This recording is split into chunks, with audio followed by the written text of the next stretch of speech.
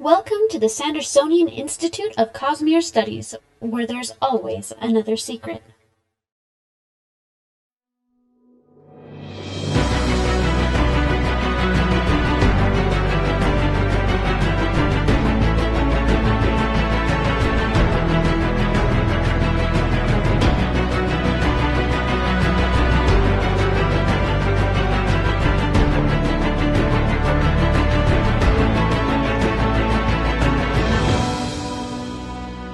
Hello there, everyone.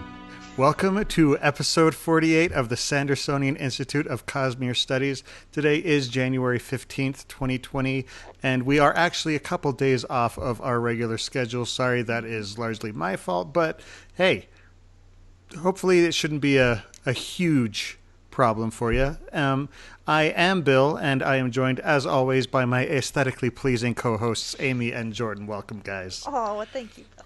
Aw. Anytime. It's so touching. Don't make it awkward. Anyway. It's not our fault. You're the one complimenting us. In tonight's episode, we are going to be going through The Way of Kings and discussing the different pieces of artwork included inside, both as pieces of art and as clues and bits of information regarding Roshar and the Cosmere. As always, be warned. What the heck is warned? Be warned that there will be spoilers in this episode. Those spoilers could cover pretty much anything in the Cosmere. You have been warned. Pretty sure whined is gibbletish. Wing, wing, wing. I have been warned. You have been warned. For those of you who listen to the podcast recordings or watch the videos on YouTube, we do want to remind you that it's possible for our listeners to interact with us live via chat as we record each episode at www.twitch.tv/innkeeperstable. We record episodes of the Sandersonian Institute of Cosmere Studies normally every other Monday night, starting at 7:30 p.m. Pacific Time, 10:30 p.m. Eastern. So please join us, take an active part in the discussion. The Sandersonian Institute of Cosmere Studies is made possible by the support of our listeners and patrons. The show will continue to be free, but if you want to really help us out, head over to patreon.com/Cosmere Studies. You can pledge a couple dollars per episode. That would really help us out. Really, just anything helps, because we are working to improve the show and continue to improve it, and just every little bit helps. Our patrons will get immediate access to our Discord channel, where you can talk about the show and the Cosmere with our other listeners. It's a great community, and we've got a lot of really, really good discussions. Plus, you'll get early access to bonus episodes, exclusive access to other bonus content, and even automatic entry into some of our giveaways. This week, we want to specifically reach out and thank a new patron, Chris I. Thank you so much for the help you're offering, and of course to our other patrons as well. Thank you very much. Welcome to the Sixers. There's actually much more than 6 of them. Yeah, that's SICS, so that is not, in fact, a reference to Ready Player One for those who are confused. It is a reference to now I'm us. confused. They're the bad guys who are trying to find the stuff. Oh, okay. So one of our patrons actually asked if it was a reference to that. I was just like, no. So just wanted to be clear on that. How are y'all doing, guys? I'm glad my husband is home, so I'm not solo parenting for several days in a row. So yeah. That does not sound fun. Mm-hmm. I'm doing and I great. cut my finger on a can. It's great. Why? Oh, geez. Pretty big cut. Yeah, I went at an angle with a green bean can, like one of the pop-up ones, and it just... So that was cool. Ouch. I would have asked how you damaged it, but I just read a book called Start With Why, and so I started with why. It's okay. It hurt, but it's not too bad now. It's just ugly. That's a joke that's basically only for me, and I appreciate it, Bill. Anybody who's a fan of Simon Sinek, he does some good stuff. No, he's not paying us to promote his stuff, but hey, why not? Yet. Jordan, you are really, really ambitious. You know what they say, yeah. Shoot the moon, and sometimes you'll end up, blowing up Ashen or something. Mm-hmm. Oh, shoot. I just realized that I left my copy of the book, and that's going to be important for tonight's episode, because, guys... That's okay. While you're getting the book, I'm going to show off the new tech that I have here on YouTube. So for you audio-only listeners... Wait, hang on a sec. I was going to just... I was leading into it, and then I was going to... Jordan, no coups. Don't hold a coup. But I like couscous. Now I'm terrified to get up and go get my book because I'm going to come back and it's going to be the Jordan show, and that just sounds Don't horrifying. worry, it'll be the Jordan and Amy show. Oh, that's much better. Bill, got some bad news. We were planning some things behind the scenes, and now it's, you know. You've been listening to Larry. I knew it was going to happen someday. If he's sitting in your chair when you're gone, you'll know why. But the thing is, having my book is going to be important because I feel like this is one of the things about the Stormlight Archive is if you listen to the audiobook, first off, you do get an amazing performance by Michael Kramer and Kate Redding. Michael Kramer in particular does some excellent jobs. There are a few things I have issues with, but you're really missing out on some of the coolest parts of the Stormlight Archive because the art in these books is absolutely stunning. It's so pretty. And there's just so much hidden inside of it. For example, there's a couple of things from Navani's notebook that we're going to go through that are actually written in the women's script. And you don't get that in the audio version of it because it doesn't translate it in the audio version. But we're gonna have that because fortunately we have access to the Coppermind and Brendan's enormous fan base who will spend hours and days trying to decode little clues that he has. For example, the long sequence of numbers. What was it in Words of Radiance, Jordan? You were listening to it, and it's just I think it was the book of the second desk drawer. I'll let Jordan explain that to you while I go get my copy of the book. Well, my favorite part is that it's that, like, unlike a lot of this stuff in here, like in the audiobook, the sequence of numbers was fully in the audiobook. And so I'm just sitting here like listening. It's like 13000101010101101, and Michael Kramer runs out of breath, and I'm just like, oh wow, that was actually pretty long. That was a 100. Oh, okay, there's more. No, but yeah, some of you may be sitting here wondering, like, man, you guys are going to do an audio only format based on visual only images. And that's a bold move, Cotton. Let's see how that works out. Well, for those of you watching on Discord, I can hit the wrong button. Let's try it with the correct button this time. Boom. You mean Discord? You mean Twitch? Whatever. YouTube? It's all the same, basically. Oh, there it is. It's nice. Yeah, Okay. so It's pretty. some of it will end up covering me up on the port or the landscape styles, but who cares? There's not much you're missing here. Cool. Honestly, so I'm back now. I honestly half expected to come back and hear just somebody saying, "Rise up, Jordanites and Amy Americans," and Amy Americans? What? Amy Americans. I don't know. No. Rise up. I do think I'm fancy Captain Murdoch. That is correct. I am refined as all get out. Excuse me as I drink Diet Dr. Pepper like a gentleman. Jordan, they're not paying you any money either yet. I know. A few of them are. No, I mean Dr. Oh, Pepper. you meant Diet Dr. Pepper. Yeah, that's a definite yet. They're high on the list. If I can somehow con them into giving me Diet Dr. Pepper for free, we definitely will have gotten a coup here. That'll be the coup. I once knew a teacher who ate ridiculous amounts of Taco Bell, and she was at one point hoping to get them to sponsor her classroom. Oh, It never happened. that's a lot. Anyway, so yeah, but Brandon is literally showing, not telling, in these portions of the Stormlight books. If you've listened to wow, I can speak. I promise. I am a literate human being.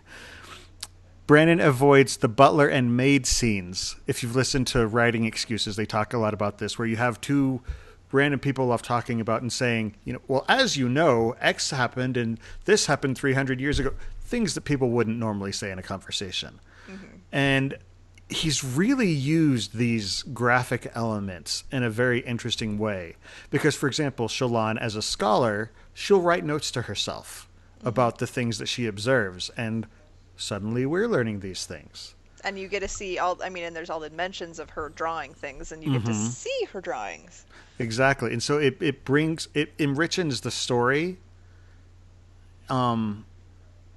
in multiple ways. It's really very, very cool.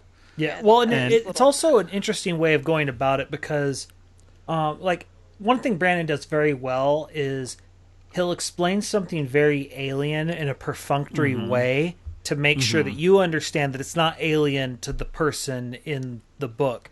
These drawings, especially, like, Shallan's are a special note because they are meant to be mostly an academic endeavor on her part. It lets you see, okay, so this is the didactic part. This is the most explainy things they're going to get because it's a scholar trying to explain things to people. But by couching it that way, he can sort of sneak some exposition in without it seeming weird, because it's like, oh no, this is just a page from her notebook. Look at the pretty art. I'm not It's telling. right there. Yeah. And at the same time, it gives you an idea into what normal is to these people. Yeah. Because, like you said, he'll explain it in a perfunctory way, and you're like, okay, so this is an everyday thing. This is normal. This is what life is like. This is. I you know, do not- remember that there was one random scene where Hoyd's talking to somebody, and they're like, he's talking about, oh well, it's he mentions like a fuzzy animal, and the kid looks at him, or whoever looks at him, like they're in confusion, and he's like, oh right, something slimy with shells came out. Because it's like, that's your normal animal, is these things which we as people from Earth look at it and go, oh, that looks creepy or weird, or why would you think of that as something you'd want to cuddle, or Right. whatever else, but that's what their normal is. Because I think it was a bunny. I think they didn't know what a bunny was. think- A Yeah, bunny. it It was might have a been a bunny. bunny. Yeah, I was like, there was something fuzzy and cute that they had no idea what it was, Right. and yeah. And if you look at these pictures, there's nothing fuzzy or cute on this planet, it turns out.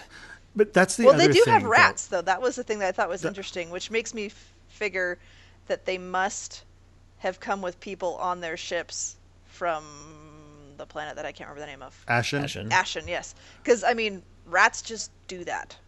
They Or follow people. what they call a rat isn't a rat. Well, looking at the picture that you actually have on the screen, that looks a lot like a rat. That has fur. I can't tell. but- My picture's really small for me. Well, it looked like a rat to me, which I found surprising. That it's a sky eel picture on page 60, if you want to follow along. The other thing about the art, though, is that they didn't skimp at all. I mean, like, these are gorgeous drawings. Oh, yeah. And they look like what you would expect from an artist like Shallan. An artist and scholar. You know, she does the graphic element. She focuses on every detail, and then she looks into the whys. Yeah, And it's- notice in the Way of Kings we get the artwork of Shallan. However, in Mistborn Era 2, we don't get the artwork of Wayne. We'll get that in Mistborn Era 3. Oh, man. I am so looking forward to a comic book based on Wax and Wayne in Era 3. Because I you know that Wayne drew the first issue himself. Poorly. Like, that's their universe's version of Axe Cop. Pretty much. So The funny thing is, the Sky Eels picture is like the only one where I'm like, yeah, that's what I imagined. I imagined a mana worm from Warcraft. that's kind of how it works, yeah. See, I thought of it, it looks like, looking at the picture, it looks like a moray eel to me with wings. Kind of, you know. Which, and that, given the name. The sky and looking eel. at the picture closer, yes, it totally is a normal rat, as far as I can tell. Okay.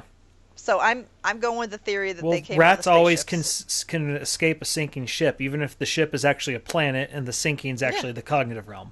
They're rats. They're the cockroaches of mammals. Okay. Cockroaches and mammals. But for the other thing, like, for example, if you look at Shallan's description in the Sky Eels picture, she says, they're so graceful and fluid in the air, often accompanied by dozens of tiny spren flying around them in a swarm as if riding their wakes. The sailors call them luck spren. I doubt it is their true name. Just in that sentence, suddenly we've got an idea of what sailors are like, because they're superstitious a lot. They say, this is luck, and they assign the name to them. That's not necessarily what everybody else calls them, but to a sailor knows. You know, and so they call them Luxprin, and to them, that's exactly what they are. Yeah, I mean, with the sailor, it makes sense because it seems like they're flying with things, and so it's kind of, you want movement when you're sailing a ship, and you also are associating with sky eels, which eat rats and other pests, so it would be a good thing. Well, plus they're just, you know, you see something like this flying through the air, and again, this is one of the biggest ways that Brandon world builds on Roshar, because when it comes to world building, Roshar is easily the one that he's put the most effort into. It's really it feels alien compared. alive. And it's so different from our world that it makes it all that much more interesting, that it's got that much depth to how much he's built up and building off of all the different aspects that are different than ours. It's definitely Makes the sense. least like our world of any of his worlds. Because, like, even something as exotic as First of the Sun, like, everything they're describing, I can imagine the stuff that they're talking about. It sounds like the Amazon, really thick, dense. Makes you think of, like, the Jumanji plants, like on steroids. Exactly. Yeah. And so I can imagine it, but sometimes he explains an axe hound, and then he talks about its mandibles, and I'm just like, wait, what? It has mandibles? Because I'm like, hound, it's a dog, right? Well, and then it's And it's also like, if you look at Words of Brandon has talked about how he's mentioned that Roshar predates the Shattering, and it sounds like Adonalsium had had his hand in a lot of what was going on Roshar, and so to the point where it's more engineered than a lot of the other worlds that you see, like the shape of the continent of Roshar being the spiral that it is, and that kind of stuff. It feels like it's been more directly engineered, and so that alien feeling makes sense because it's been guided to a very specific spot. It's a little bit less organic how things have come to be. Plus, then you start transplanting humans and horses in, and everything just gets weird and gobbledy. Yeah, well, 'cause it starts becoming all the the chickens. mishmash. And just when you think Everything's you're a starting to chicken. understand something, then he throws chickens at you, and you're just like, what? Wait, chickens don't fly? What's going on? Well, they do fly. They just don't fly very well. Absolutely. Some chickens fly, some don't. It Yeah. depends. I've had this discussion Yeah. with my children way too many times. So is that all for Sky Eels? Should I go to the next one? I think one thing I'd like to do, actually, especially for the Shallan ones, I'd love to just sort of go through and read what Shallan has said specifically, just because it may not be something people have paid a lot of attention to. Ironically, if you listen to the audiobook, you've probably paid more attention to this than some of the actual readers, because they do read the script that she writes. But if you're reading through and you just sort of glance over the picture, you may not see everything that she's written. Because her handwriting is pretty, but it's a little bit difficult to read. It's very flowing, and It's almost cursive, but not Yeah, well, quite. it's flowing while also being cramped. Yeah, It's cramp is definitely, the right word. and this is another one of those things where Brandon's paying attention to details. It's definitely the writing of someone who is trying to save space, which And they're because doing she it wants fast. to she wants to spend more of the space on the visuals rather than the descriptions. Because if you can do the picture, then fits it tells you a lot perfectly. more than words. Yeah. Yeah, so here's what she says. She says, "Sky eels are common near most coastal cities we pass. I had read of them often and was excited to see them. Most are between 4 and 5 feet long, though I spotted one monster that must have been 9 feet from snout to tail. They're so graceful and fluid in the air, often accompanied by dozens of tiny sprin, flying around them in a swarm as if riding their wakes. The sailors call them luxsprin. I doubt it is their true name. How does the creature fly in the air? I notice some sort of pouch under each wing that deflates as it dives. They seek fish just below the water surface, or crabs and rats on the docks, and aren't nearly as graceful when on land." Now that was interesting, because it says they're on land, so I was thinking they'd swoop down and grab them as if they were flying, but apparently they do land sometimes. yeah, Well, think yeah, I of mean, it sort of like an eagle. And I mean, I kind of figured they'd wriggle around like a snake, sort of on the ground. But I didn't think about them being on the ground too much. But there's a sketch of it diving down and grabbing a rat and then wrapping itself around. And the next one, it's kind of moving like a snake as it's swallowing the rat. Yeah, so now the next picture she's got in here that she just drew, and this is going to be out of order from what's in the book, but I want to look at all of Shallan's pieces first, just because I feel like I'd like to group them together. It flows better that way. The next thing she looks at is the pictures of Chulls. This was eye-opening because I never pictured them right at all. Well, I've interacted personally with the Chull in the virtual reality game. You did, that's right. Yes, you did. And so Chulls are basically like, I make the joke, they're a Alolan and Parasect from Pokemon. Instead of being plant and bug type, they're rock and bug type. Yeah, they're giant hermit crabs, it seems like. Yeah. But the way they're described, it's easy to picture them as cattle. Mm-hmm. Just because the way they're described isn't the way they're utilized, because they're beasts of burden. In the way they act and their temperament and stuff. Exactly.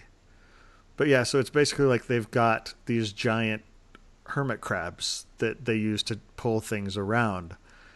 Mm-hmm.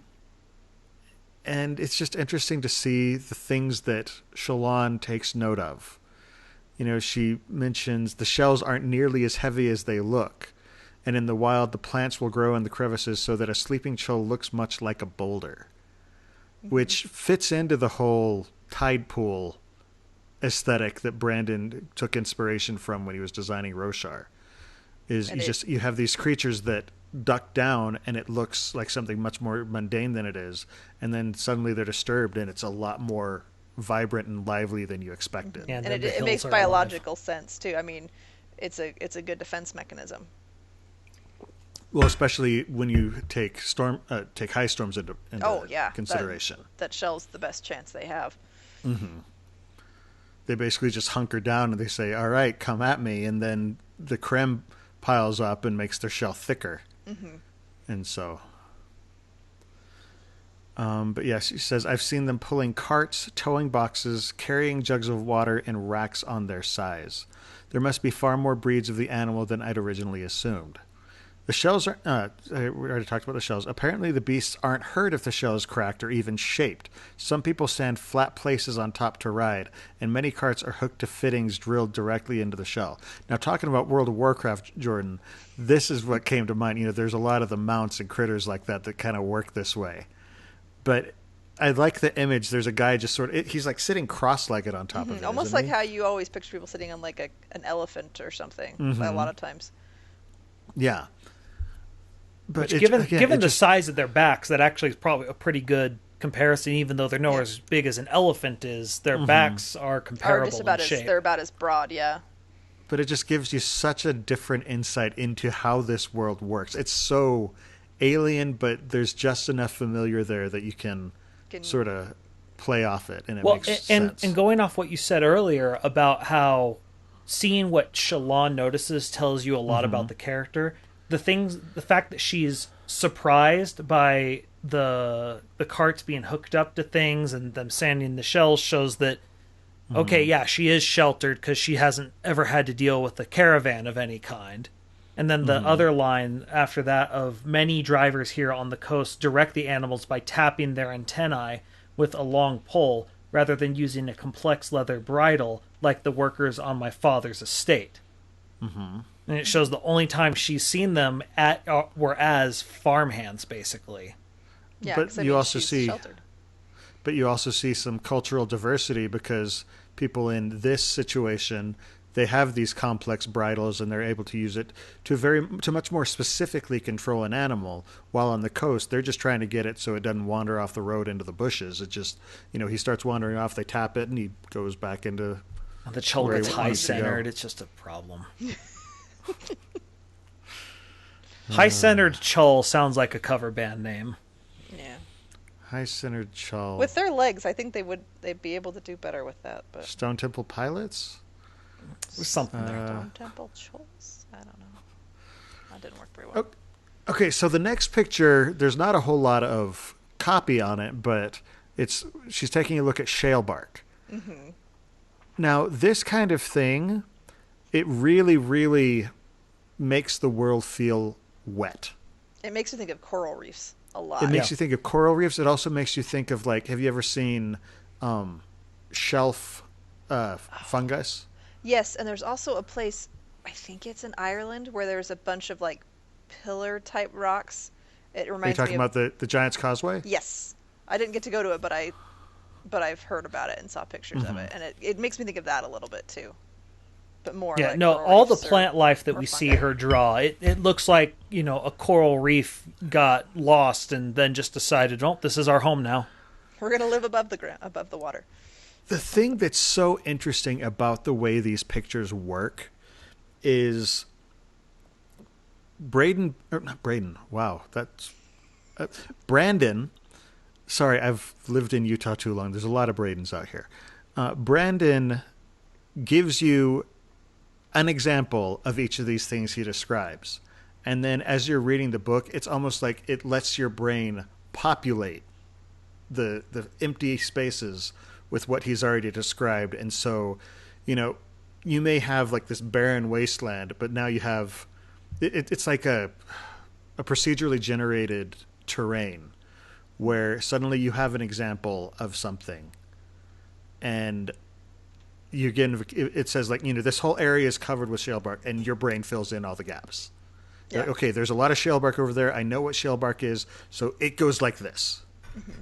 And Brandon doesn't have to describe every tree, every rock, every branch, but your brain figures it out and puts it in there just because you have that one or two examples of the different things that could show up. And suddenly the world just fills in. It fills in. It's really just such a cool concept. And this is one of the main reasons why every time I read one of the Stormlight books, I always read the physical copy first.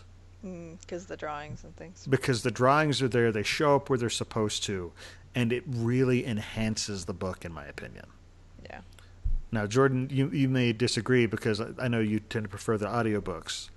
I just don't like how heavy books are, and I don't understand you people with these book muscles that let you hold them for hours on end. Oh no! Get a Kindle. I don't hold them in my hand. I rest them on part of my couch, and then I just support part of it. You see, I don't know what I cannot get comfortable with a book. There is no form of book reading I've ever found comfortable. Or if one of your children has ever, has gotten naughty, you say, okay, bend over, and then you set the book on top of their back, and you say, okay, now stay there for 20 minutes.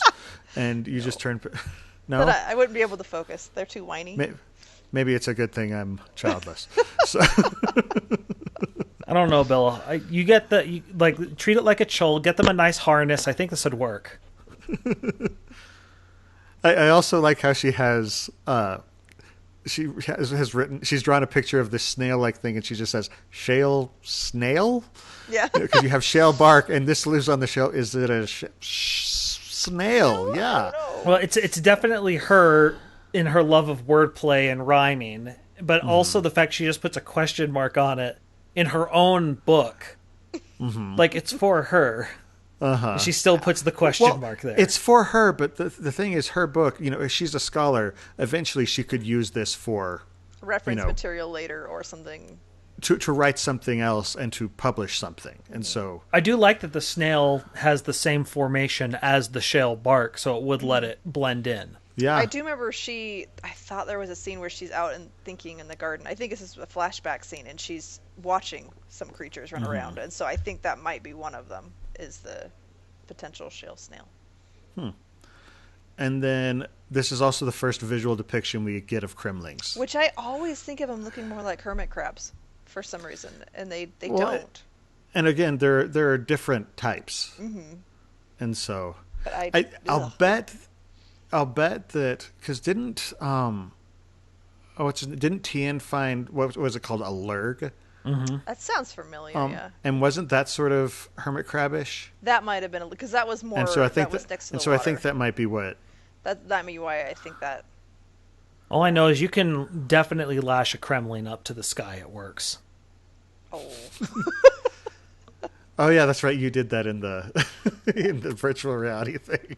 You murdered that thing. This is bad. I would not do well on Roshar. All the Kremlings would... they would give me... they creep me out. And the other thing, again, just with Kremlings, especially when we know if somebody pays specific attention to the way a Kremling looks strange, that's probably more than just a Kremling. That's probably Amiens. The sleepless. Amiens, yes. Are they hordlings? Is that what they're called? Hordlings, yes. Yes. I Hordlings remember, are yeah, the special kind of Kremling. Yeah, I tried to draw one, but I could never remember what they're called. I always... Like, for example, the scene where Hoyt is chatting with the Kremling before Yasna shows up. And right. Brandon, people have said, Brandon, was there something special about that Kremling? And he gets that cryptic smile, and he's like, oh, Cryptics can't yes. smile, Bill. You're not paying attention at all. Lowercase cryptic smile. That was a handcrafted joke. I did that just for you. Don't anymore. No, don't worry. You can do it for the audience. They like it, so. We hope. Okay, so Jordan, why don't you talk to us about axe hounds? Because I know that you've taken a particular interest in these guys. So, first of all, these things I don't like. They look almost like 7 different things enough to where I feel like I should know what it is, but then you look at it again, you're like, no, it's just not. All I can definitely say about the axe hound is do not lick them. And they the way their body is shaped, it reminds me a lot. It sort of looks like the really bad Godzilla movie that was made in the beginning of the 2000s.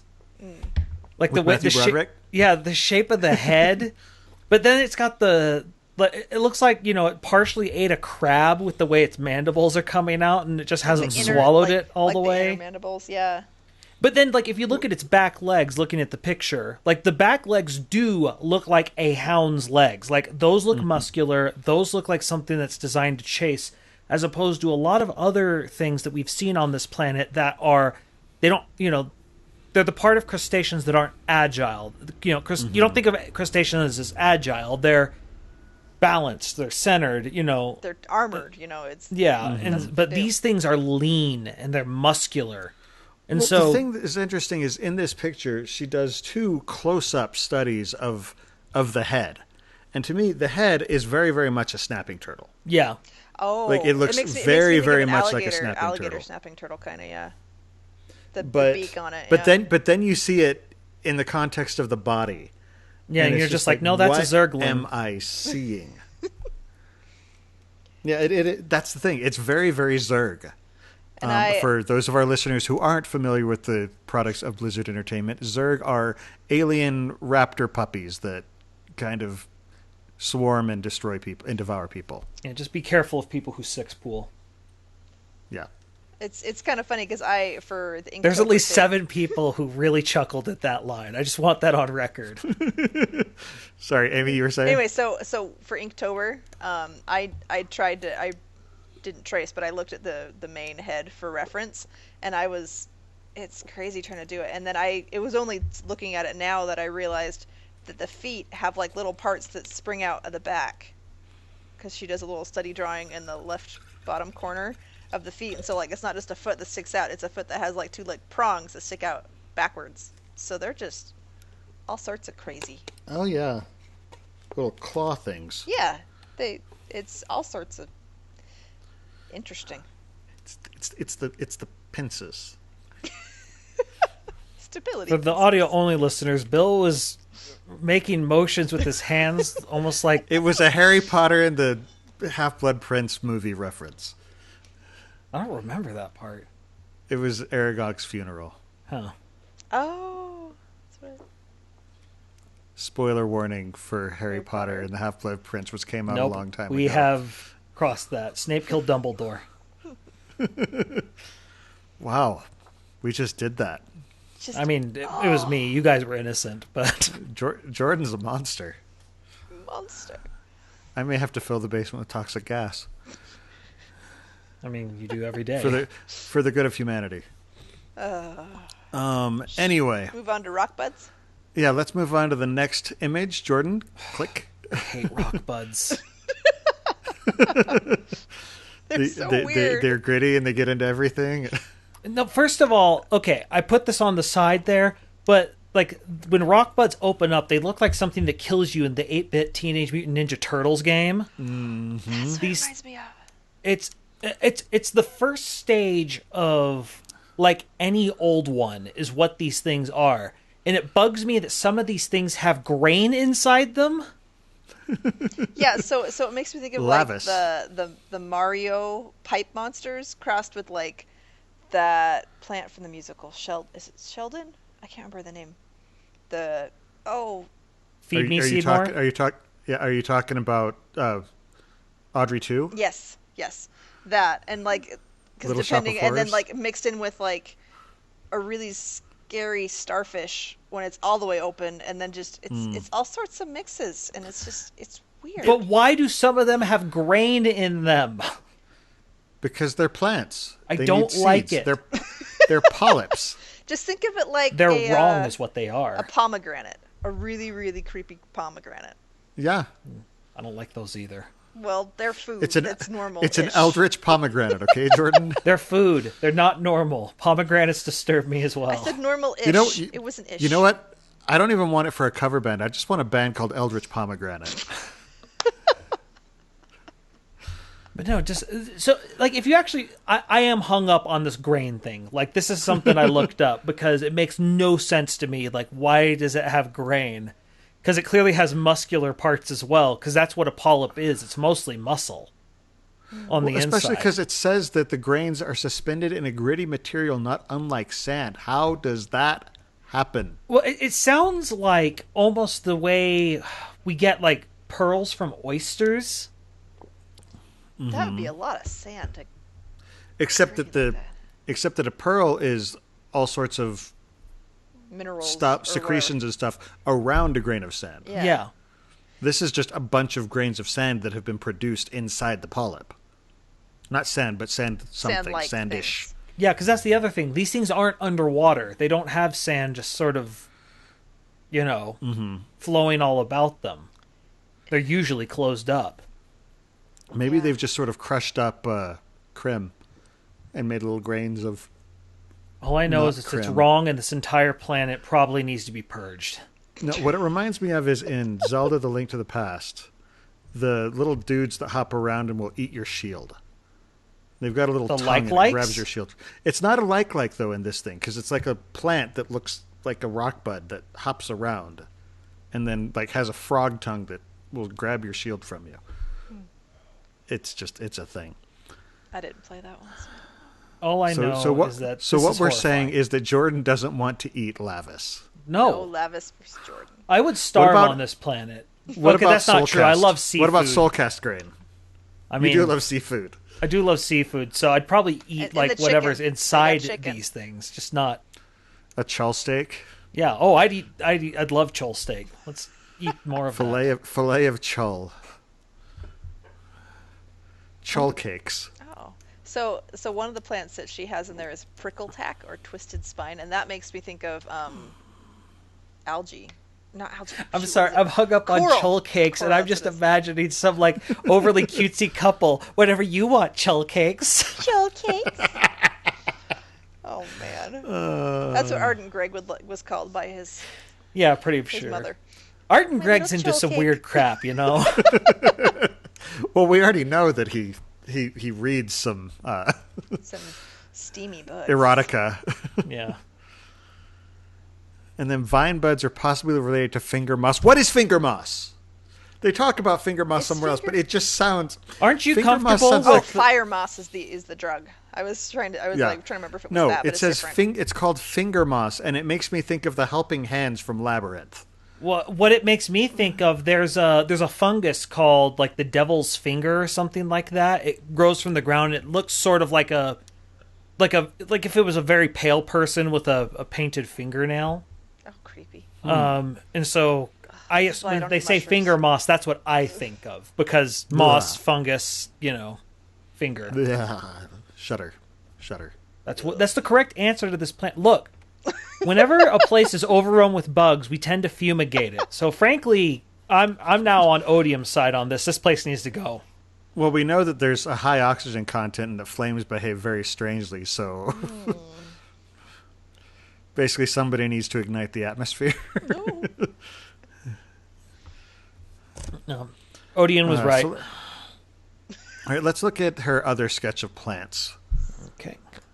So Shallan's Sketchbook -plants. Page 788. And all these page numbers are in the hardback for our listeners who do want to follow along. Those are Yeah. pretty. Makes The me thing that's like- interesting, because this- it always goes to how Brandon always thinks of geography and the weather patterns, and you can see with these plants how, okay, number one, what's their defense against the high storm type of thing. And so, like, on one, you see the leaves are all on one side, but on another, you're And, like, okay, I can see where these things would sort of pull in, and And then, And- like, with stump weight, it's just dense and heavy, and it's all it's on gonna stand that up one's to- all on one side, and so it just kind of curls up on to itself again. Scale spray makes me think of like the plants they always show with dinosaurs. Like Kind all of, yeah. all of those ones, 'cause it has like scale. It's like, and like they show a guy picking stuff off the top of another one, and it looks like, it makes me think of like a really giant pineapple. And the leaves are if you furled in. pick the pear of a big pawpaw, wow, Jungle Book Jungle Book references. right Very, there. very nice. And I'm look, I'm all about the bare necessities. But it's just, again, just all these pictures have given a richness to this world that you don't get from other books. Other books, you may get a map, and that's the visuals that you get. And But like maybe the character on the front, but there's not a guarantee that it's actually what the character looks like.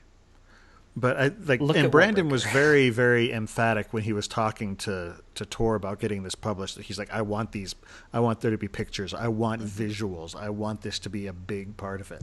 And I think he was right. I think this was the absolute right decision. It just gives something completely different to these books that sets it apart from other series. Yeah, it immerses you better, because if you have that visual, like you were saying earlier, in your head, then you can just build the world up around, because you have an inkling of what it's supposed to look like, and then it just goes. Well, and I think when you're creating a world as alien as Roshar, it really, really helps to make it tangible to your readers. Well, Yeah. think of like Avatar. If we didn't have the visuals for Avatar and someone tried to tell that story, well, first of all, it's a boring story. But second of all, just you can't explain how unique if we that didn't- world is. If we didn't have the visuals of Avatar and somebody told the story, we'd say, "Oh, Pocahontas," and Then you wouldn't get to know how fuzzy Appa is. no, not Avatar: The Last Airbender. I think he's talking about Avatar. That Avatar, the Pandora Avatar. Sorry. Yes, Yes. Pandora No. Avatar. Sorry for all the Avatar: The Last Airbender fans. I just pissed off. No, I liked it too. Sorry, my brain went there too. I have Put both the versions of pitchforks Avatar, down. but- Put them down. We have had Avatar: The Last Airbender marathons before, so we are on your side. We are one of you. Please don't murder us in our sleep, and I will or be, while we're awake. Cause I will probably be watching with my kids soon again, because I tried and my daughter didn't get into it, but I think she was too I little. do need to go back and watch that again. It's been Just way get too her. long, Look, just make her a fuzzy Appa. Tell her to say yip yip. She'll be all into it. Oh, Appa would be so much pain to make. so many little parts, so much fuzz. It's not pain. It's an investment. So, anyway. Okay, but yeah, so like this is all Shallan's notebooks, and like I said, it adds to her character. It adds to the world. It's And it if there's so many you've ever times- watched Good Eats, Alton Brown hates or likes to talk about different tools that he hates in the kitchen. He calls them monotaskers. They're things that are made for one thing.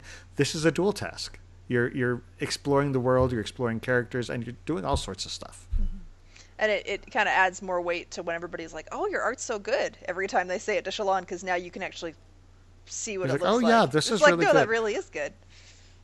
Well, like later on in, I think it's in Oathbringer, and we'll talk more about it when we discuss those. But there's one picture, like where she's trying to draw your Theru, and everything's all sorts of swirl, Like- and she just can't Like do the it trippy properly. horse picture, that's just weird. But I mean, just even with the tower, like where it all spirals in, and you get that visual. He describes it, and it gets in your head, and you sort of understand it, and then you see the picture, and you're like, "Oh, that's what it's like." Yeah. And so, a lot of times, authors are not really all that involved in the art that goes into their book. And so this is an exception because you can tell Brandon is very deeply involved in how this happens. You know, he doesn't draw it. He's not a visual artist himself, but he has a lot of input into what goes in here. These illustrations, they're not just, a pretty picture to put in the book. These are part of the novel. These are an integral part of the story and the world and the series as a whole. And which is just, it's a very, very different situation than most books. It's probably something that you have to be someone who's published as many books as Brandon to even begin to tackle, because you have to have worked with enough artists to get to ones that you're like, I know that they can do this work for me. Well, to the point where you think, this is Brandon. He's publishing this book, the first book in the series. Also, the shortest book in the series so far is over 1,000 pages long. And, Brandon's already mentioned how hard he had to fight to make this fly with the publisher. He's like, this is how it's got to be. And you can imagine them saying, okay, fine. And then afterwards, it's like, oh, and one more thing. I just this other thing. Just one more. No, we shouldn't do That's this. one thing I like about Brandon is willing to push for stuff that's not the norm. And I think when he does it, he usually does it to very good effect. But you can also tell, you can just almost feel the tour executive's frustrations at Brandon. Stop. It's like, it'll work, I promise. And then it does work, and they're just like, dadgummit. Well, it actually reminds me a lot of, Brandon just did a Q&A recently while he was signing a bunch of books. Like, he posted it on Facebook, and someone was asking him, like, hey, I'm just starting reading you for the first time. I'm starting with The Way of Kings. Have I made a mistake? And Brandon got this sort of like this concerned look, and he's like, it's not necessarily a mistake. He's like, understand, with The Way of Kings, you have to trust me. Like, you have to trust me that this stuff is going somewhere. And that's something that I think extends, at this point, to his publishers. You have to trust me. This is going somewhere. And like, I don't know about the two of you, but I've gotten to the point where I'm just like, Brandon, take the wheel. I trust you. You got this. We're going somewhere. Just because I started with Elantris. When there were only 2 books out, it was Elantris and Mistborn. I started with Elantris, and I said, okay, this is really good. I read Mistborn. I said, okay, I'm getting hooked. And to date, I have not been disappointed by a book that Brandon's written. So at this point, I'm just like, all right, tell the story you want to tell, and I think I'm going to enjoy it. Yeah, I think the only books that I don't get enthused with of his are his middle grade ones. And that's just because I'm just not into middle grade writing. And my kids, if I needed to get around to actually showing to it, but I think my daughter would probably like it because she reads a little bit. Give it 5 years and read them through your daughter's eyes. Yeah, and so I know that it's then bring her on the podcast. No. Remember, I'm not letting them on screen. We'll give them a voice changer or whatever. No. We'll make it like they're an FBI witness. We'll do a black silhouette, give them the voice changer, and I thought what he did in Skyward was pretty good. It was awesome. Yeah. I like the Doom Slug. Jordan just wants to do the murder trivia party voice. Well, I can do it right now if you want, but no, Jordan, you don't need to. All right, so let's move on past Shallan, because Shallan is not our only scholar. Sorry, just froze for me. And let's go into Navani's notebook, because first off, Navani is just awesome. Yes. Like, I don't know why, but I love everything about Navani. In this book, it was harder to like her. Because you don't really get to know her. Yeah, you were getting it through Dalinar's eyes. And so you see her as an antagonist because she's pushing against something that he, like, so strongly. That he's adamant, I will not court you. And she's like, but we got a thing. Come on, you can't deny we got a thing. She's like, you already love me. Let's do this thing. Yeah. And, but the thing that's really cool about these pages is that, like I said, all of the notes are written in the women's script. And the women's script, I'm trying to remember exactly how it works. It's based on the sound. It's like it's almost like a waveform looking thing. It does but look like waveforms. It's based on the sound shapes that you make. Like if you look at the was women's script the one where it's the shape your mouth makes? Yes. Oh. Yeah, and so the way it translates from that is very interesting, and fortunately, there are more clever fans than I who have gone through and translated everything that shows up in the women's script. I don't know, Bill, claim everything. Jordan, I am developing trust. Oh. That way, when I have my ultimate coup, they will do as I mean, I am... I'm not concerned what your ultimate coup is. You're already running the show. We are having technical difficulties. We will return to our normal... Ignore everything you just heard. Anyway. Replaced by a clone. I now know when this started.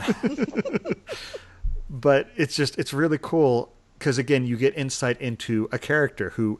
And it's interesting that the insight into this character was encoded in this book because, like you said, in this first book, you don't really know how to respond to Navani.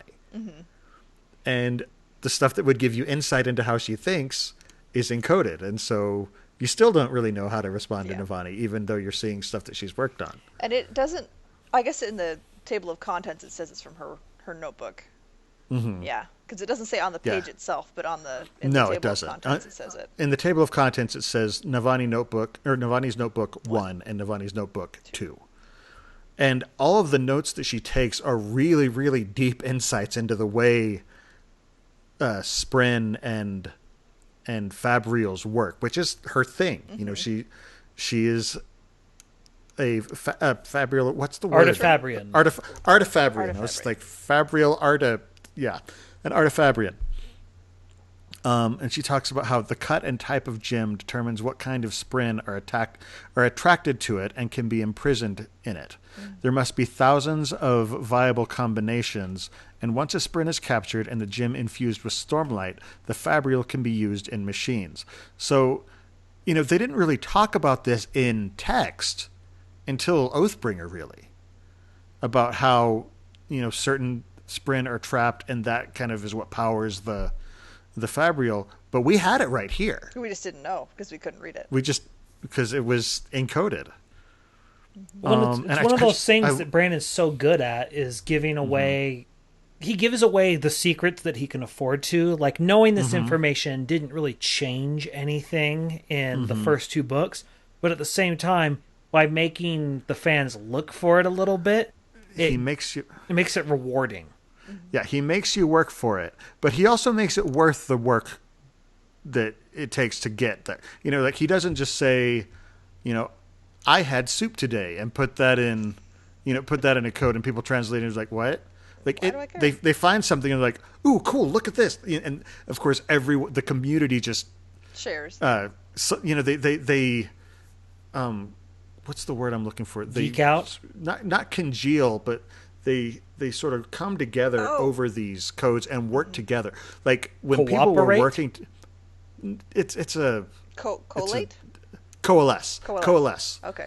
But they coalesce around these ideas, and like when people were trying to solve the code from Words of Radiance, like there were threads of people just like saying, "Okay, I think I got this," and just absolutely collaborating. And when somebody finally cracked it, it was just like this big event, and it was really. Brandon has definitely learned that ARGs are popular. And that's one of the reasons that it's fun to be reading these books now. Like, I know some people who are like, oh, I won't read a series until it's completely finished. This is why it's fun to be reading it as it comes out, because you get to speculate. You get to work with other people and discuss it and, have these ridiculous podcasts. Yeah, I frankly don't see the appeal. But I mean, if you're not wanting to do that work, then I can see why you'd want to wait till it's all the way done. But it is pretty fun to help figure things out and kind of come up with your own theories and see what everybody else is saying. One thing that's interesting on here is she says there's a flame spren trapped in an emerald, and that just sort of gave me cognitive dissonance at first, because they refer to rubies as fire marks. And so I'm thinking, oh, they'll keep a flame sprint in a ruby. Yeah, red with red. They got a flame sprint in an emerald. Because why not? Yeah, I mean, there's and it was, nothing to dictate it, but it has to be within red. Yeah. And then the other thing that she discusses on this is called the pain knife. Which looks scary. How dark does that sound? Yeah. I mean, it doesn't sound dark. It sounds repetitive. That's what knives do. They cause pain. Except that the first thing she says here is the pain knife is used as a means of protection. Well, sharp blades pierce an attacker's clothing and cause crippling pain. So it's like an attacker comes after you and they get hurt. Well, but this is a very the sort of hints at what she ends up pulling in Oathbringer when she overpowers those guards. Not because she's better with combat, because heavens knows she's not. She's never been trained for it at all. So what does she have? She has her studies on the pain knife and her new design. And boom, that's going to hurt a lot. Yep. So bad that they pee themselves. It's awesome. Well, yeah. If your muscle, I mean, if it's causing that much pain, it's going to make your muscles loosen, which is going to empty your bladder. So, yeah. Mm-hmm. And then you see the shame sprint, and then it's perfect. And this next Navani's Notebook 2, the things that she has written, makes me think, I want to see Navani collaborate with Pattern. Because the things that she's looking at are patterns of stormlight filtered through fabrials. And he says that pattern filtered through the fabrial determines the power of the gem. And the pattern cannot be seen by the naked eye. And I'm just like, oh, I want to see Navani like studying pattern and figuring out how he ticks and stuff like that, because that would just be fascinating. And they'll probably interact more now that Shallan and Adolin are married. And so this one, it's looking at what she refers to in the script, in the women's script, as an emotion bracelet. So I'm like, is that like it's a mood essentially ring. A mood ring? Yeah. Does it? Yeah. And so it shows all sorts of different things that come out of the what's it called? Fabrial? Of the emotion bracelet. She shows a depiction of a man betrayed by a close friend, a woman who has just been proposed to, a man who discovered his betrothed lies to him, a mother at the wedding of her only son. And so, based on all these different things, and it's honestly, it sounds like how people study brain scans. This is how a brain responds in this situation. Well, this is how the stormlight in the gym responds in this situation. It's the same sort of concept. It's just instead of looking at the brain, they're looking at some other visual representation of their emotional state. The other thing is those examples that are listed, I try and think of them in the terms of Navani. Man betrayed by a close friend. And Dalinar. To which I'm like, she could have... Dalinar's been betrayed by a close friend. Woman who has just been proposed to. She could have been there around when Elhokar proposed to Aesudan. Aesudan. Yeah. Man who discovered his betrothed lies to him. I don't know who that would be. Aesudan and Elhokar. Mother at the wedding of her only son. She only has Herself. one son. That's true.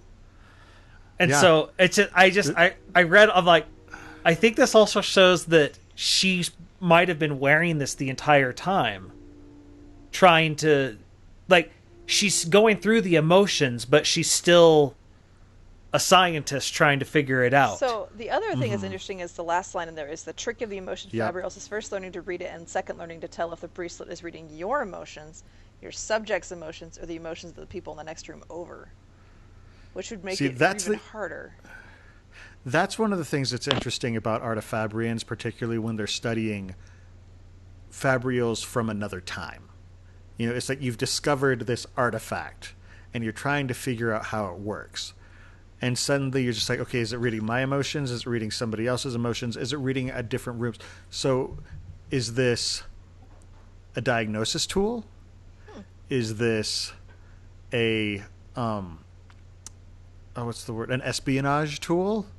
What was this used for? And again, so we're getting insights into a past culture of a different culture. Mm-hmm. So like it's a predecessor to a culture we already don't understand, and it's something that they don't quite understand. Well, and then on top of it, like in the previous one, where I think the pain knife was sort of meant to show us her studies that were leading up to something that led to her pain reel. Mm-hmm. I wonder what this picture's leading up to. Mm-hmm. And to me, it seems like it is leading probably to some sort of spycraft of some kind, because they don't have, they don't have seekers the way that, the people on Scadrial do, where if you study it well enough, you know how people are manipulating things. Yeah. Right. And so I'm wondering if that's what this thing might be leading up to. That's possible. I wouldn't put it past Navani to invent, empathic devices. Yeah, Navani likes to take... In some ways, Navani works in a similar way to Brandon, where she likes to find an idea and then take it to its logical next step and next step beyond that. Mm-hmm. And so it's not just a matter of, hey, here's a cool thing that does X. It's, well, how can I use X in this situation? And what grows out of that? And what kind of effect does that have on the world? Is this something that I want to continue studying? Because what will other people do with it? And it's just, it's not just a matter of, hey, cool, I learned something new. It's, what does that mean? Mm-hmm. And what can we do with it? How can I make it useful? Mm-hmm. The other thing that's kind of interesting, just specifically with what this picture, is the fact that the shape of the design on the Fabrial is the double eye of the Almighty. Yes, and also the symbol of the Knights Radiant. Yeah, yeah, that's fascinating. And so there's layers. All the layers. Yeah. Like an onion. The other thing, I hadn't really noticed this the first time I read the book, because we didn't know who Nilan Elin is. So this is the next picture. There's a relief of Nilan Elin, is what it's called. Well, we know who Nilan Elin is. In fact, we've interacted with him several times. Stand-up guy. This is Nail. This is Nin Sun God. This is Still the guy who had ever. The guy who had Nightblood. This is the guy who brought Zeth back from the dead. And we have a picture of him that's a very, very religious depiction of him, complete with halo around his... and his sword has a lot of light coming off of it, too. Mm-hmm. Which it likely would, if and is that his honor blade, I'm guessing? Probably. Because it was stated that he had one of the simplest honor blades. Mm-hmm. Because, yeah, it would not be Nightblood, because Nightblood looks different, and he would be coming off with black smoke and things. And he wouldn't have had Nightblood at this point. Yeah. Or unsheathed. Yeah. This is a relief. Mm-hmm. And so this has been around for a long time. The other thing that's interesting is if you look, every single person in this has their head shaved. So does that mean they're Shin? Because that's sort of a Shin tradition. Could be. Some of them could be. There's one with the hood. Or is it even the predecessor hats to the Shin, who the Shin kind of took their cue from while everybody else sort of diverged? Or it's just an interesting... I do wonder, there is one hooded figure on the left, and I wonder if that's a woman. That's probably Hoyd. Anyone mysterious is probably Hoyd. So and that's the only... Well, I guess there's two of them that are looking up. But yeah, it's an interesting... Well, and the fact that he thought to put a relief picture in instead of just another picture. Because it could have easily been an iconic picture from something. It's like, no, we did a relief because they would have reliefs. So why not throw one into this? Yeah, this very iconographic picture. Yeah, makes it feel more historical and aged and all that. Well, and again, just it connects ideas to something that's familiar. Because we've seen this kind of relief before, and there are familiar aspects to, say, the Vorin religion. And so it helps us to connect the dots easier ourselves. Like I noticed going through like the different reliefs and different things, it kind of, and the Alethi Codes of War pages we're gonna do, it makes me think of like medieval Europe, those kind of pictures a little bit. And so like I'm sure that was intentional to kind of draw back on those styles and how art developed for us and how it might have developed for them as well. Yeah.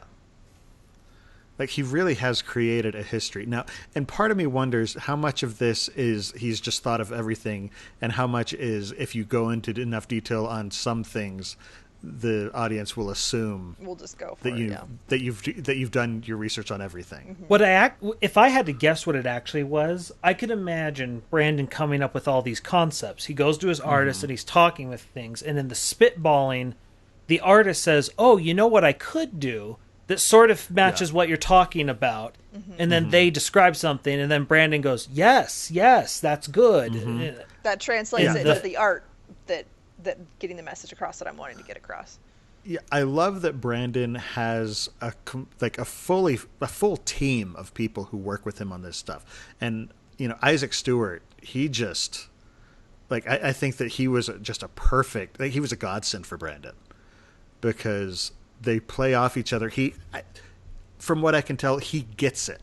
He understands what Brandon's trying to do here, to the point where Brandon doesn't have to figure all of this out himself. He can bounce ideas off of the different members of his team and get to the point where he wants to be. It really is a team effort. Like, it is amazing an author as Brandon is, and I think he would be the first one to say this. He couldn't do this without Team Dragonsteel. It's a huge undertaking.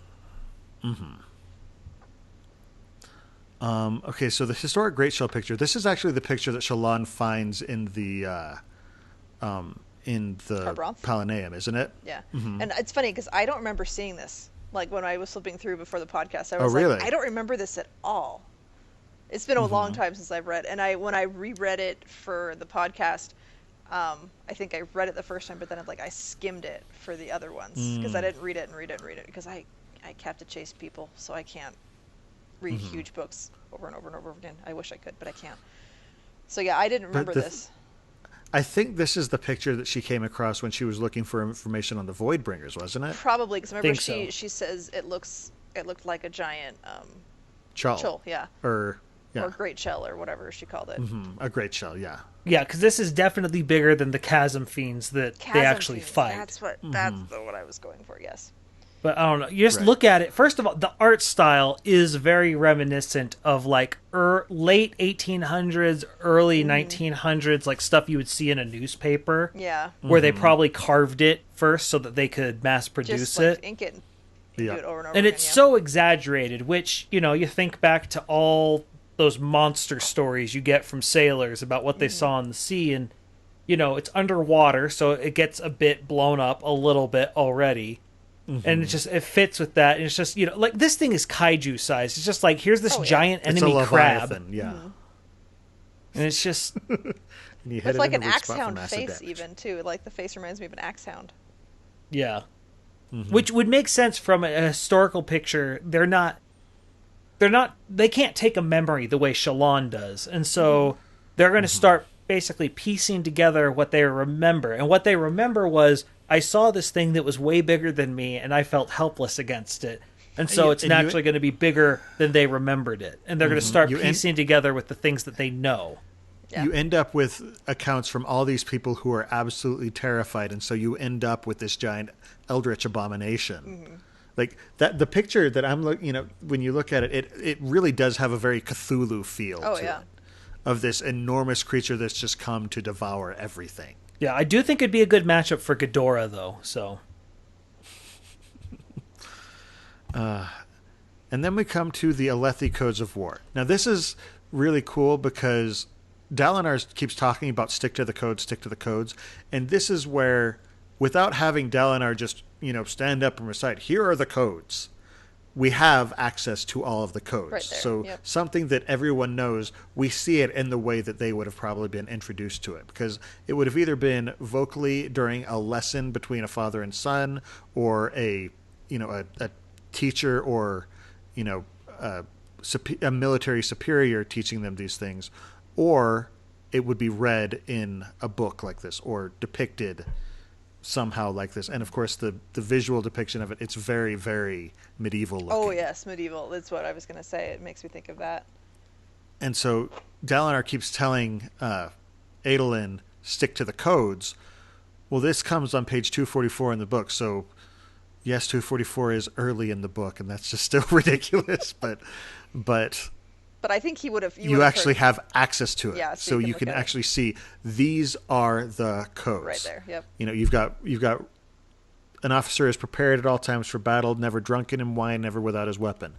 Dalinar refuses to drink. He doesn't let Adolin drink and Adolin's just as much. He can't be keeps drunken. them on the lower ones that are not as concentrated. Of course, never without his weapon. They have shard blades, so they're good. Aren't ever without their weapon. But you then look at Dalinar's soldiers, and all of them are always in their uniforms, always have their weapons on them. They're ready to go. And that's the thing, is you look at each of these codes, not only do Dalinar and his soldiers all follow them, Sadeas and his soldiers break every single one of these. They do. That's right. You know, because we've seen Sadeas' soldiers and how, slovenly they are, and then inspiration. The officer will wear his uniform when in public to look ready for war and to give strength to his troops. We know that Sadeas is always wearing fashionable outfits and like oversized poofy sleeves and stuff. And his soldiers they're wearing their uniform, but they're not sloppy. Taking care of them, yeah, they're like unbuttoned and unwashed and Restraint. The officer will refrain from needless duels, arguments, or squabbles with other officers in camp to prevent injury to men who may be needed to command. Well, I mean, Gaz is the first example I think of. He's having very petty squabbles, not necessarily with other officers, but even though he's the bridge leader, and he's not the leader, and he's needed to command, and Gaz actually sets him up to fail, and then when the High Lady comes in, she's in there sort of setting other people up to fail, and it's just a very, very petty environment with all this stuff. And of course, Sadeas, arguments, squabbles. Well, he's always raising a squabble with Dalinar. Well, and like even down to once again, because it goes down to the men when Adolin stumbles upon that one guy who's like beating up the whore, and he's just like. And the guy like tells him off and basically challenges him to a fight, and Adolin, dressed for war, always has his weapon on him, just like, and summons the shard blade, and the guy then, has to go get a different pair of pants afterwards. But it's just like, it's a great example of the difference between the two. Then leadership. The officer will require no action of his soldiers that he would not be willing to perform himself. Yep. And that's the bridge crews right there. Oh yeah, they don't. They make them not cannon fodder, but arrow fodder. They're arrow fodder. Yeah. And meanwhile, Dalinar picks up a hammer and starts digging trenches. He's also working out some issues there, but yeah, he's willing to do the dirty work. But that's the thing. He doesn't ask anybody to do something he won't do. And then, of course, honor. The officer will not abandon allies or the field, nor will he seek to profit from the loss of his allies. This page is foreshadowing, because every single thing in here is a way that Sadeas breaks it, to the point where you get to the last one and Brandon was telegraphing it and we didn't know. Surprising but inevitable. Yeah, it's right there.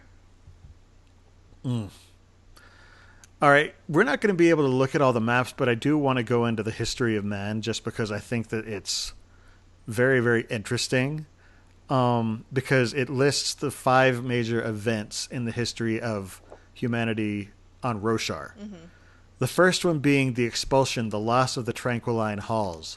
Holy cow, we've been told about this whole thing from the beginning. Oathbringer spoiler coming up, but we're the Voidbringers. Yep. We lost the Tranquiline Halls and we came here. And it's just sort of a... Like, again, Brandon's been telling us this since book 1 in the series. We just didn't connect all the dots because we didn't have all the little things to click. And I'm suddenly thinking of Tombstone, and it's like, you tell them I'm coming, and hell's coming with me. You hear? Hell's coming with me. But it's sort of like how in Mistborn, the ending of it is in the very first chapter of the first book, where he talks about, perhaps I'm not the hero everyone thinks that. Well, boom, there it is. You're not. And, Brandon loves putting these little tidbits where if you're looking really, really close, you might perhaps get an inkling of maybe a whiff of what's actually happening. And each time he writes this, he just sort of chuckles to himself. Like, oh, I got a good one. The other thing that I think this kind of shows is just how... Oh, what's the word I'm looking for? How self-centered the Alethi and the Vorin people are. The fact that the last part of the history of the man is the failure of Vorinism. And it's like, I mean... Other things have happened. There's a whole lot of people who don't really care about Vorinism, dude. Yep. But again, this is a Vorin, relief or recording. So. Yeah, but then they call it the history of man. Yeah, that's true. It's like, I mean, They're 4 of the cocky. 5. 4 out of the 5. But yeah, the desolations, the Worgans. And the other thing is, this is just a good reference because they use these terms a lot throughout the books. And so just a good thing. Okay, Ahari Etium. What the heck was Ahari Etium? Oh, right. The last desolation, that's when the Voidbringers were defeated. Yeah.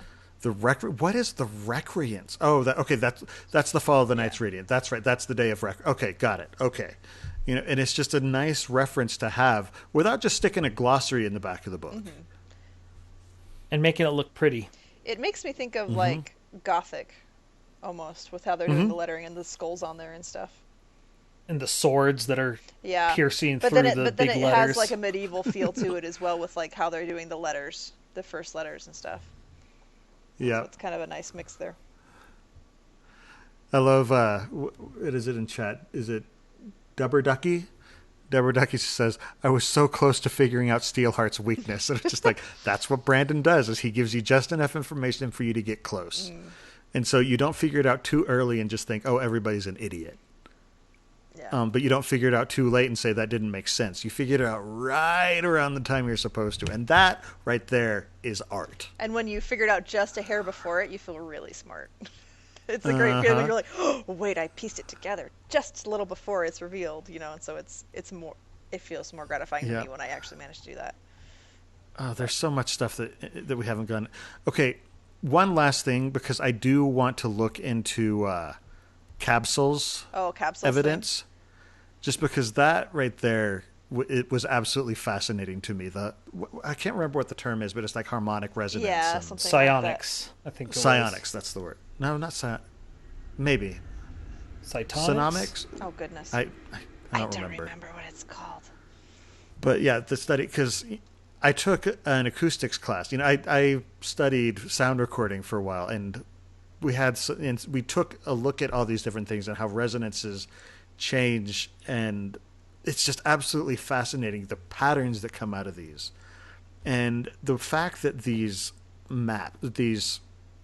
cities, these 4 cities and other cities as well, are built in such a way as to to embody these resonances. We know that there is some sort of there is musicality behind Roshar, and musicality and harmonics, and just you just look at the listeners and they're all about sound. Well, they hear the rhythms. And there's just, again, Roshar is alive. And there's just so much. There we go. The Chulls are alive. Chulls are alive. Well, that just starts to sound like that one scene from Attack of the Clones. Are you stealing this from me? I'm referencing it. Okay, so I told Jordan this. The very first time I saw Attack of the Clones, episode 2 of Star Wars, I was sitting with a friend, and there's a scene where it's just this very idyllic scene with mountains in the background, and Padme is coming towards the camera, and it looks exactly like the cover of The Sound of Music. A scene at the very beginning where she's going through and she sings the song. And I leaned over to my friend and I said, this looks like a scene from The Sound of Music. And 5 seconds later, there were all these boulders in the field. And one of them got up and starts running across. And I said, oh my gosh, the hills are literally alive. And it was just amazing. It's been a long time since I've watched that. But yeah. There's a reason. I watched it the other day. There's a reason. I have small But, children, so my ability to like, watch things is there, limited. there are positive aspects to it, but this is not a Star Wars podcast, No. so we won't go into that discussion. But yeah, it's not one you need to watch a whole lot. But yeah, looking at these 4 different cities, you've got Akina. Where is Akina, by the way? Akina's the Forbidden City, isn't it? Isn't it the one that they went to with the Soulcaster, the smoke one? That's in Amia. Yeah, what isn't Akina the Is city? Akina the city in Amia? I thought it was. I genuinely I don't cannot remember. I'll look it It up. might be. Okay, and then we have Thalen City, Vedinar, and Kolinar. And just the way that the cities themselves, the natural contours of the land, follow these patterns. Yeah, Akina's the And- ancient capital of the Okay. Silver Kingdom of Amia. Okay, cool. The at the Void's very end- playground. And at the very end, he says, I am left wondering if this is a strange coincidence. And if not, then what does it all mean? The Scholar Capsule. And I'm just like, what does it mean? Because I want to know. Like with Kolinar, he says, even the city walls follow the contour of the subcartographical rock formations known as the Wind Blades. The walls incorporate the formations, using them to augment the defensive strength of the city. How cool is it that this world just has all of these natural formations that don't seem natural? But It's just yeah. especially when you have all this stuff that's like affected by the storms and weathered down, to have these other things that are very, very clearly artificial somehow, And they but survive, still yeah. natural. Yeah, I can't wait until we learn more about, because I believe he's mentioned that Adonalsium actually had a hand in, crafting and shaping Roshar, and so I just want to know more about that. But yeah. Guys, there's so much in here, and I don't think... we covered. we're covered just not most going to be able to everything, get just to didn't the... get the maps, which are Yeah, we just didn't really get to the maps, and so... Which are I do want to say wonderful, but they're one maps. thing about the war camps. Okay. That I never thought of them as in a straight line the way it does in the picture. Mm-hmm. Like, until I saw the pictures. Oh. And suddenly you think, like, why are certain ones just not as popular as others? You're like, well, they're on the edges. No one wants to go out there. Mm-hmm. And so, yeah, the first ones to show up would have gotten the better spots, more prime which would have been locations, yeah. politically useful. But of course, Sabarial is on the edge that's closer to the forest, and he's trying to set up a trade empire and production and that kind of aspect. And so he actually, it's one of those, he takes the one that nobody wanted, but that he really wanted himself. and he uses it to his advantage. Well, that's Yeah. because Sabarial is just the funnest of all. Sabarial He's fun. is... Xanatos as played by Jack Black. So, An old Jack Black. right, an older Jack Black, but still, like, I don't know, that's just sort of how I kind of see it as, he's clever. He's a lot cleverer than he lets on, intentionally. But he's also, Kind of an he's oaf. also I had to remind myself who Kind of an Xanatos oaf. was. It's been so long since I've watched David Xanatos from Yeah, I was Gargoyles. like, who is this again? I don't remember. But yeah. But yeah, it's... And then also you see, the other thing about the war camps is that they really have created a city out here. Particularly with the ability to soulcast things, it's a little bit more within the realm of possibility, because they can soulcast an entire building out of thin air. But It brings a whole new meaning to Boomtown. But the fact that the king actually has a palace, that there's the gallery of maps, that there are, they have the dueling arena, they have a feasting, ring. It's Complete just with sort of like- and rivers running through And different everything. levels, so you can, if you're more important, you can go further in. it's one of those, this is not the quick campaign that they were planning at the very beginning. Yeah, and They have settled in, and they are there to stay. Who was it that to the comments? point was where it Kaladin who does? I could have sworn there was a character that even comments on it, and I can't remember who it was. Well, Evie, when she was railing against Dalinar, talked about how, you soul cast grain so you don't have to stop long enough. You don't have to stop killing each other long enough to feed yourselves. Sabariel comments on it how the seat of power is not in Kolinar at the moment. It's in, I think it was Sabariel. I could be wrong on that. Somebody will correct me. I know if, but we'll get an email. I don't know. These are such short books. How could we possibly confuse anything? But he mentions the seat of power is no longer in Kolinar. It's in the war camps because that's where the king is, and that's where all of the power of Alethkar is really gathered. Is on the Shattered Plains at that point. Because that's Kaladin's whole desire to be a soldier, is because he wants to go to the Shattered Plains, and that you see several different instances where people want to go to the Shattered Plains, and yeah, even then they realized it was where the power and the glory was. Oh man, I love the art in these books. I really feel like if you are just listening to the audiobooks, try and find a copy, whether it's on the from the library, or even you can go to Brandon's website. He's got all of the art from each book gathered and ordered by book. So it's worth going and checking it out. It's not just a bunch of pretty pictures. It really does add to the story and the experience. As I was the one who had to go get them. Yeah, it's just at brandonsanderson.com. The very first tab you click on is like books and artwork. Click Cosmere, and then it's just the books. You click on the book, it'll have all the art for that book up there. Free of charge. You'll want to scroll down past the description, because if there's a lot of text and then suddenly all these pictures that you can click on. So definitely check that out.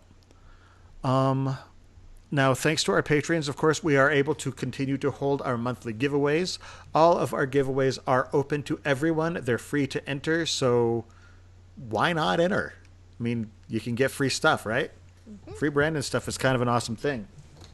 So this time, we are giving away a paperback copy of Mistborn, The Final Empire.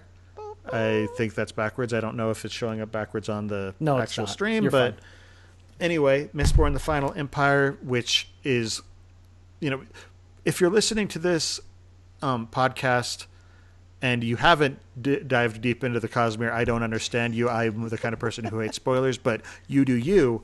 But if you haven't read Mistborn, The Final Empire, it is worth reading. This is probably one of the best ways to introduce another person to the Cosmere. It was definitely the best call on your part with me. Even if you have read all of Brandon's books, even if you own all of Brandon's books, this is a perfect book to, win and give away to a friend of yours. Well, and then have we mentioned that we also throw in the Jordan, signed... I can't hear Jordan.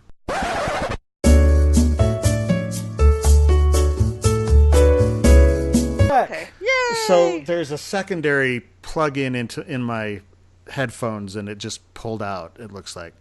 So my apologies on that. No worries. So Bill, that'll be fun to edit. I was talking about the what are the little signed cards that come with the books?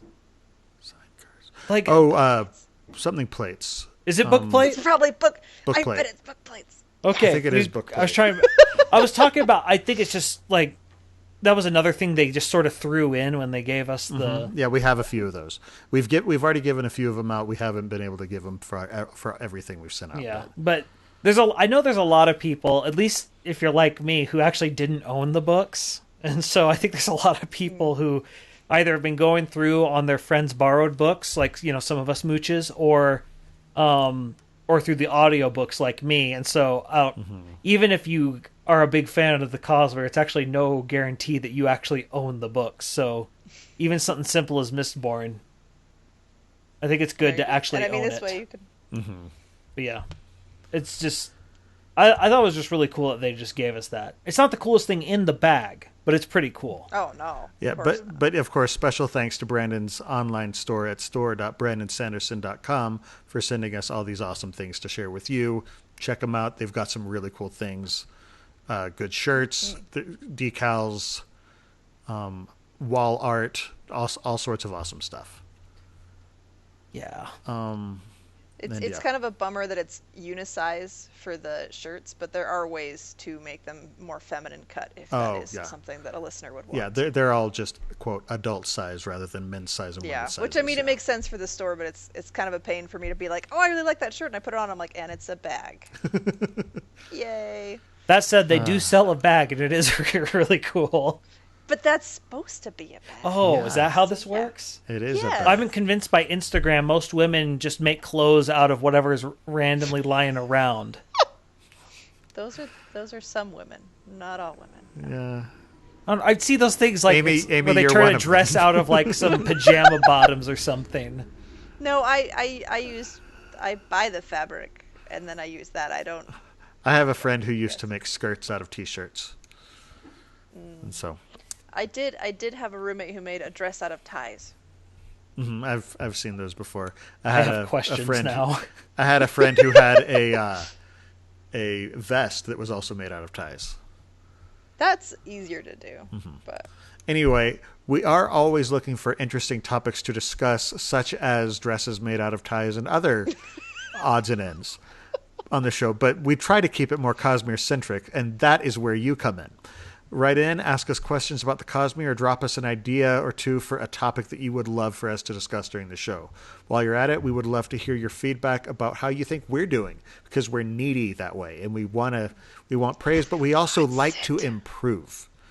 As well as any interesting theories you might have about what's going on in the Cosmere. Send any questions, suggestions, feedback to cosmerestudies@gmail.com, and hopefully we're going to have an episode coming up soon where we just sort of go through the mailbag, because we've got a bunch of stuff to go through at this point, and we might read yours as part of that show.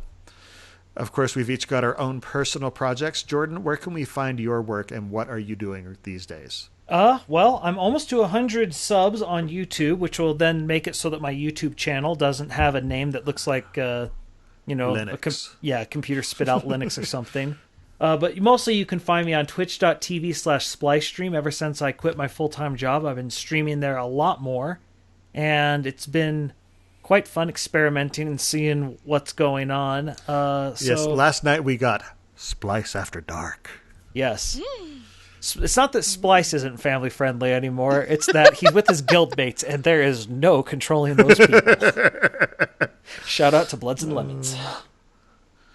Oh, I feel bad for our friend who was corrupted by. She was so innocent once. She still is. Anyway, anything else, Jordan? No, that's mostly it. Just tune in, and seriously, if you want to throw me any favorites on YouTube, I'm so close to 100. Don't forget to click and subscribe. Click, ring the And bell, ding that smash bell. that like button, and all the things that everybody says. On whatever YouTube. it takes to get the ever arcane and unknowable Google algorithm to let them know that yes, this is a thing that people enjoy. Suggest it to others, please. Amy, how about you? My Facebook is Coincidence Cosplay and Props. My Twitter is @CoincidenceCosp, because my name is too long. And my Instagram is @coincidence_cosplay. And just to add to all of me time saying coincidence and cosplay, I have a website. Ooh. That was me doing a big surprise face for those people who only hear me and don't see me. CoincidenceCosplay.com. .com.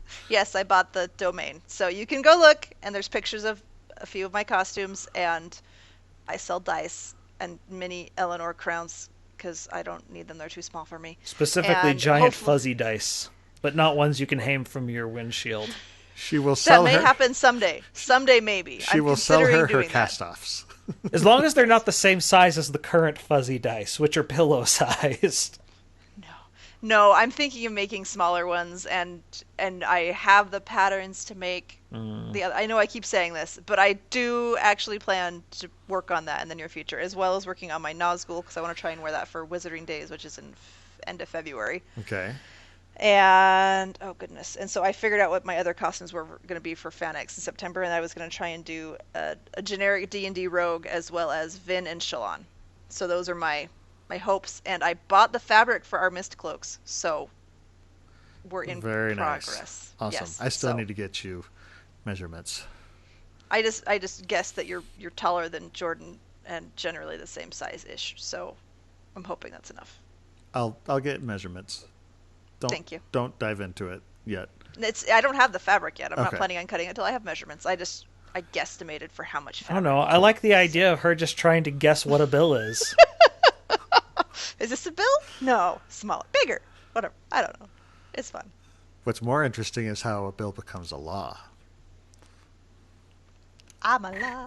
I'm a bill. I can't remember the tune anymore. As for myself, when I'm not here, I do smiled. have a bunch of board game reviews over at the Innkeeper's Table. I really need to add to that list. I did notice something today. I did a search for the Reckoner's board game, and I am the #1 review on there. Boop, boop. So that made me feel kind of good. Which, for the record, the Reckoner's board game is actually kind of cool. It's pretty awesome. You should check out the game, and hey, if you want, check out my review over on innkeeperstable.com. How you like that segue? Boom. I post about Seamless. games on social media. Head over to check those out on Facebook, Twitter, and Instagram. All of those are at Innkeeper's Table. For those of you who want to support the show, but you can't become patrons just yet for any reason, please head over to Apple Podcasts or wherever you listen to podcasts and give us a review. Word reviews are even more helpful than star reviews, but star reviews are great as well. It really helps us out. It makes us look better to people who are browsing through and saying, hey, should I listen to that podcast? Oh, it doesn't have that many reviews. No. But if they see that you've come in and reviewed it, hey, you could help us out that way. Now, any final thoughts on the art in here, guys? It makes me wish I could draw better, but that's a constant wish of mine too. So It does make me Not feel surprising. just inferior to all other artists. It makes me know that I never want to visit Roshar, and if we ever do get a film of it, this thing better be a horror movie, because at that point it is. Oh, man. It's one of those where somebody has actually postulated that it might work better as an animated series, and I'm not opposed to that, because yeah, they would I be mean, if able you get to the right do art so style, much more stuff. it would make the budget a lot lower and still have the quality. that trying to Mistborn do with could CG. be something that's live action, but Roshar just doesn't feel to me like it 'Cause- fits. There's too much that they'd have to do puppets and CG Well, and the other thing is, everything else. but to do it properly, you'd have another instance of Brandon saying, "You just have to trust me," and studio execs do not like to trust people. Okay, but that gives me a different idea with what Amy said. I'm totally willing for a Muppets adaptation for any of these books. Oh gosh, You cannot kill me. I am hope. I think I know how people are going to enter our giveaway. So we'll go ahead and announce that here. Name one of the books in the Cosmere, any book in the Cosmere. Recast it with Muppets, but have one human person. What would the book be, and who would the human character be? Oh, nice. If you have Muppet idea cast for characters, add those in as well. I am looking forward to your responses. I cannot tell you. Just imagine how all the giggles you're going to excited. give us. It'll be great. So great. Plus, I'm just Mistborn. imagining now Fozzie in the Mistborn universe. But in my head, Fozzie's a Steel Inquisitor. I'm gonna kill Oh my you. gosh. Waka waka. oh my gosh, that's amazing. Oh, it's so dark. Original On OC, that- don't steal. On that note, in addition to the live episodes of the show that stream on twitch.tv/innkeeperstable every 2 weeks on Monday nights at 7:30 p.m. Pacific Time, 10:30 p.m. Eastern, listeners can find our videos on YouTube or the audio versions of the podcast on iTunes, Spotify, and just about any other service that carries podcasts by searching for Cosmere Studies. You can also follow us and contact us through Twitter, Instagram, and Facebook under the profile at Cosmere Studies. For our next episode, we're actually going to focus a bit more on the writing process by taking a look at one of what have been termed Sanderson's 3 laws of magic. Specifically, we're going to be focusing on Sanderson's first law, which states that an author's ability to solve conflict with magic is directly proportional to how well the reader understands said magic. Should be a fun discussion, so join us on January 27th, 2020 at 7:30 p.m. Pacific Time, 10:30 p.m. Eastern on twitch.tv/innkeeperstable. In the meantime, on behalf of Amy, Jordan, and myself, thanks for listening, and remember, there's always always another Always secret. another secret.